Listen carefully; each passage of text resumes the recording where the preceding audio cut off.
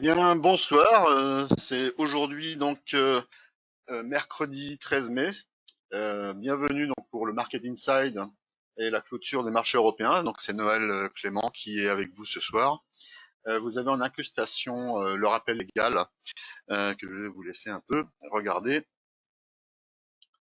Et également, ça me permet aussi de vous parler de ce qui s'est passé aujourd'hui. Il y a eu plusieurs événements, notamment Jay Powell, qui, avec la Fed, a déclaré que il était absolument contre de passer justement sur une politique économique avec des taux négatifs. Forcément, donc, ça a assez contrarié le marché, comme très souvent, puisque forcément, donc, le marché en veut toujours plus.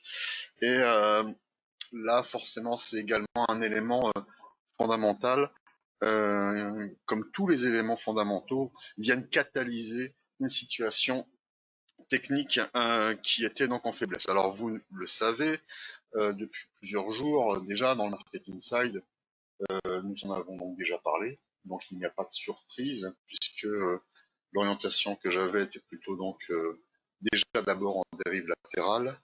On va reparler un peu de tout ça pour remettre dans le contexte. Et aujourd'hui, il est vraisemblable que nous soyons en relance baissière. Donc c'est aujourd'hui que le déclenchement se fait. C'est pas aujourd'hui que l'on va évidemment descendre de 1000 points sur le Dow Jones, quoique c'est possible, mais en tout cas nous avons donc un premier signal qui est vraiment un signal de qualité.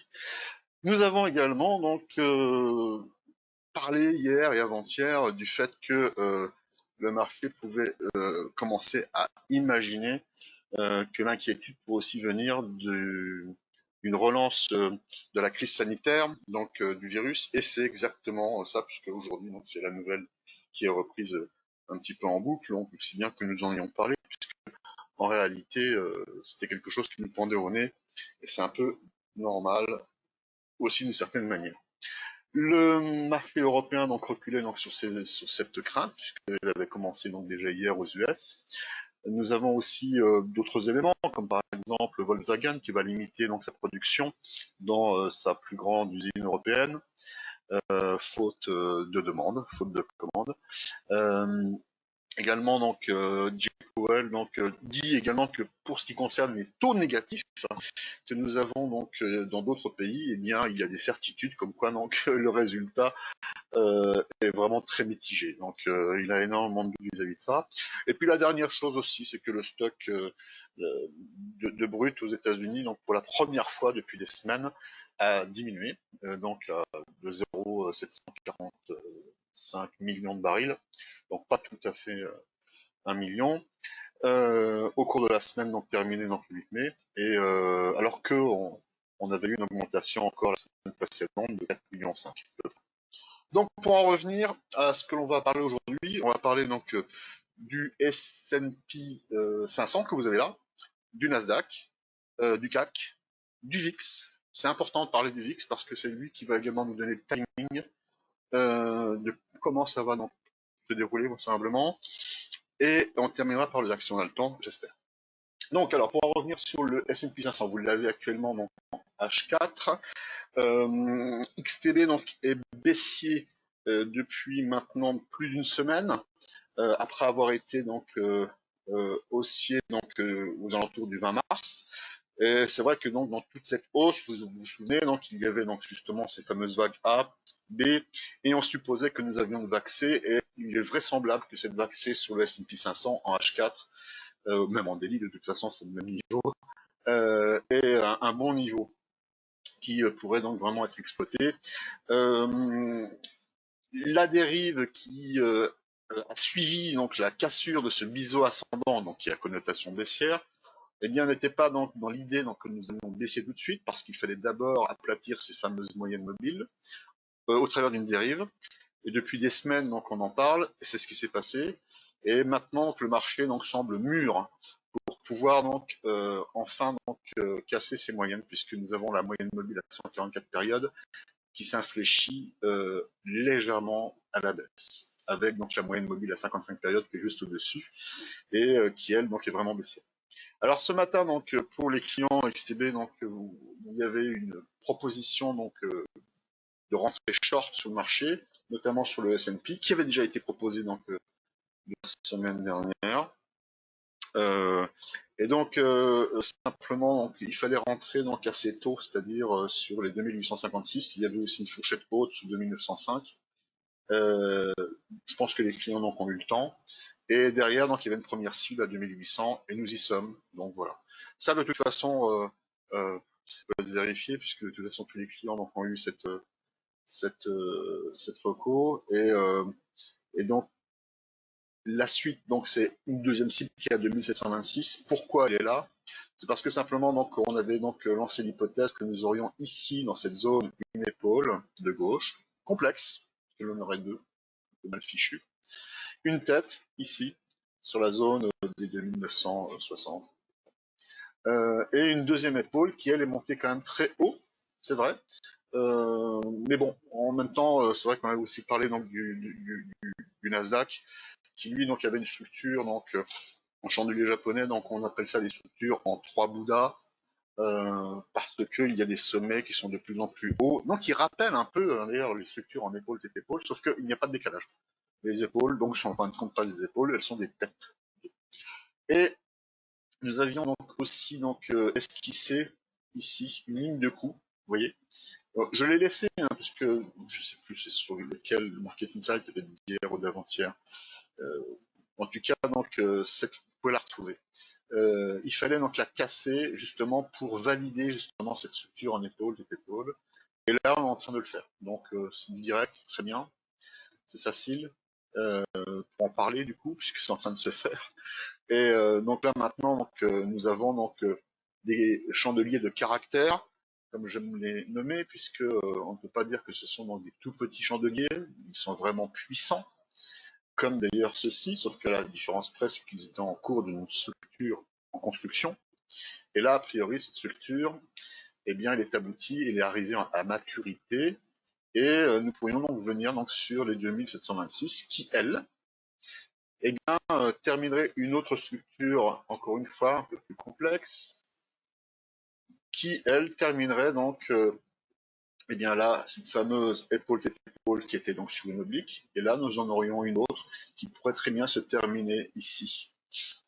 Peut-être la tête, et sur lequel donc nous pourrions réinitier donc un nouveau rebond qui pourrait repartir à la hausse, c'est-à-dire donc à peu près, si on doit donner un timing, si ça se fait, hein, parce qu'on ne backteste pas toujours, aux alentours du 18, du 20 mai. Enfin bon, les week-ends ne sont pas enlevés, donc bon, comptez le 21 mai peut-être. Et on arriverait donc pour revenir donc sur les 2856 par exemple, et qui correspondrait d'ailleurs donc à une forme de backtest, mais non plus sous une oblique horizontale, enfin moi sous une résistance horizontale, mais sous une oblique. Et donc c'est celle justement qui est en pointillé là. Donc c'est l'idée. Pour ma part, donc, je pense qu'il devrait y arriver donc une réaction haussière, donc une stimulation sur ce niveau-là. Et le côté technique ferait que effectivement le fait de remonter, eh bien, permettrait donc de valider que la moyenne mobile à 144 périodes, elle devrait donc baissière. Et donc, c'est pas évident qu'on remonte aussi haut.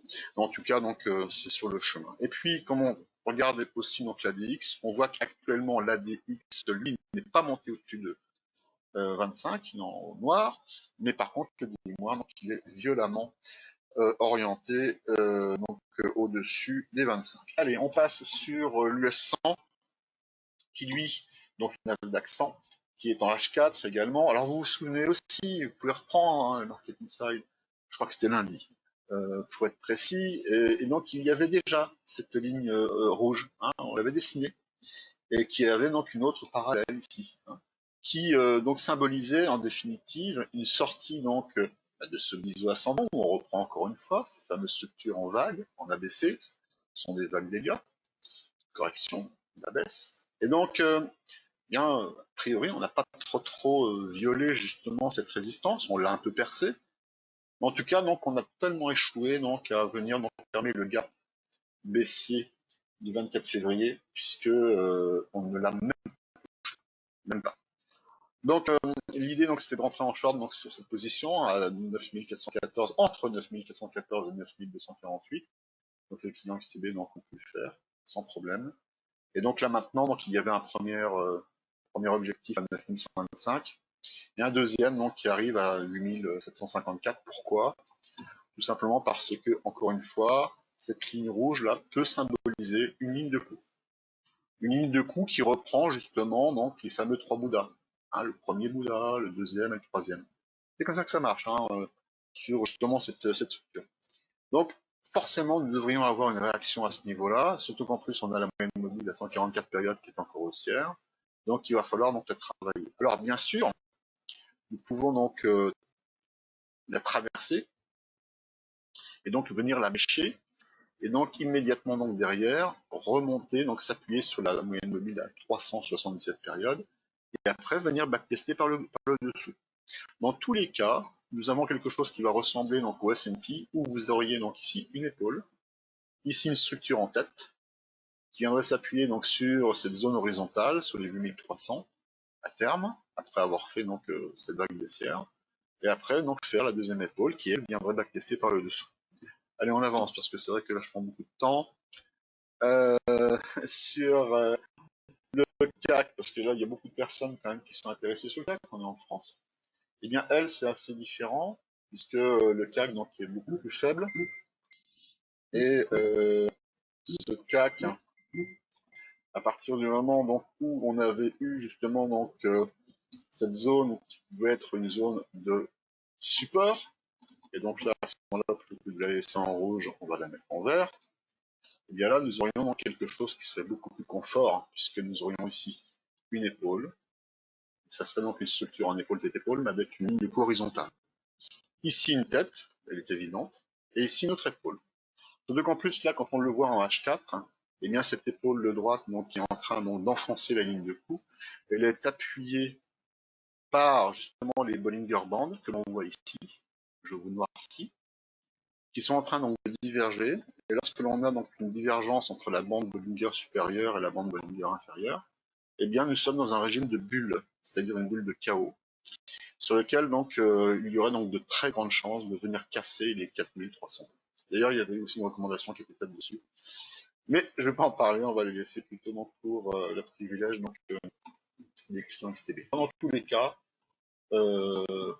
ici, on a une tête, on a ici une projection. La projection nous envoie donc sur, si la tête se réalise évidemment, aux alentours des 3880. Est-ce que 3880 correspond donc à une inversion de polarité? A priori, pas vraiment, sauf mis à part donc ici cette réaction haussière. Voilà, c'est peut-être donc le niveau qui serait donc à viser. Donc, moi je suis complètement bête, puisqu'en définitive, donc il y a un gap haussier qui est là, que je n'ai pas dessiné, je suis pas mis dessus. Voilà. Donc en définitive, donc l'objectif, ça serait tout simplement donc le gap haussier qui est encore valide et qui devrait faire son travail de répulsif et donc de renvoyer donc les prix justement, donc ici en enfance, et pour venir backtester donc en dessous, comme très souvent c'est le cas.